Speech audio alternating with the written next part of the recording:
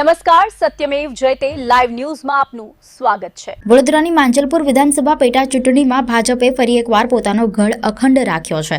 ભાજપના ઉમેદવાર સત્યેન્દ્ર ઉર્ફે સતીશ પટેલે કોંગ્રેસના ઉમેદવાર ભીખા રબારીને 30,499 મતની જંગી લીડથી પરાજય આપી ભવ્ય વિજય મેળવ્યો છે। જીત બાદ માંજલપુરમાં વિજય સરઘસ અને ઉજવણીનો માહોલ જોવા મળ્યો। માંજલપુર વિધાનસભા પેટા ચૂંટણીમાં ભાજપના ઉમેદવાર સત્યેન્દ્ર ઉર્ફે સતીશ પટેલે પ્રચંડ બહુમતી સાથે જીત નોંધાવી છે। સતીશ પટેલને કુલ 55,084 મત મળ્યા, જ્યારે કોંગ્રેસના ઉમેદવાર ભીખા રબારીને 24,585 મત મળ્યા। આમ ભાજપના ઉમેદવારે 30,499 મતની જંગી લીડ સાથે વિજય મેળવ્યો છે। આ જીત સાથે માંજલપુર બેઠક પર ભાજપે ફરી એકવાર પોતાનો ગઢ અખંડ રાખ્યો છે। મતગણતરી દરમિયાન શરૂઆતથી જ સતીશ પટેલ સતત લીડમાં રહ્યા હતા અને અંતે ભવ્ય જીત નોંધાવી હતી। વિજય બાદ સતીશ પટેલ દ્વારા ભવ્ય વિજય સરઘસ યોજવામાં આવ્યું હતું। ઢોલ નગારાના તાલ, ફટાકડા અને ભારત માતા કી જય તેમજ જય શ્રી રામના નારાઓ વચ્ચે કાર્યકરોએ વિજયની ઉજવણી કરી હતી। વિજયોત્સવમાં ભાજપના અગ્રણીઓ, કાર્યકરો અને મોટી સંખ્યામાં સમર્થકો જોડાયા હતા।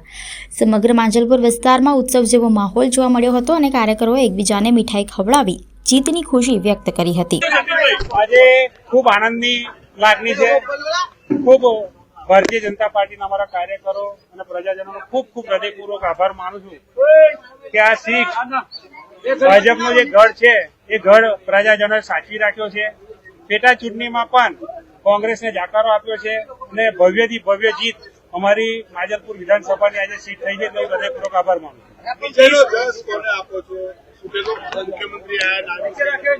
વિજયનો રસ અમારા ભારતીય જનતા પાર્ટીનો આપું છું, કે પાર્ટી સર્વોપરી છે। અમારા મોદી સાહેબ, અમારા ભૂપેન્દ્રભાઈ પટેલ સાહેબ, અમારા જગદીશભાઈ, સર્વ નેતૃત્વ, અમિતભાઈ શાહ સાહેબ, સૌનું નેતૃત્વનો ખૂબ ખૂબ હૃદયપૂર્વક આભાર માનું છું। યોગેશભાઈના કામ આગળ હવે ધપાવવાનો સમય આવ્યો તમારો।